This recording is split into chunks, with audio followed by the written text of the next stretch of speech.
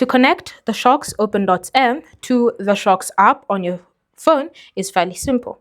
All you need to do is simply ensure that the Shokz are connected to your phone via Bluetooth. So you can easily go ahead and just put them in pairing mode. And once it's in pairing mode, you can go ahead and just go to your Bluetooth settings on your phone, connect your Shokz Opendots app, and confirm the connection if prompted.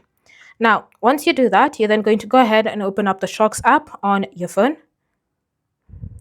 And then once you've opened up Shokz, it should start searching for any nearby devices, and then it will automatically detect your Opendots app. So it will give you a guide, and you can go through a tutorial if you want to. And then once you've done all of that, you can just go ahead and finish up. And now you can start using the Shokz Opendots app with the Shokz app on your phone. Thanks for watching. If you have any questions or comments, leave them down below, and I'll see you in the next video.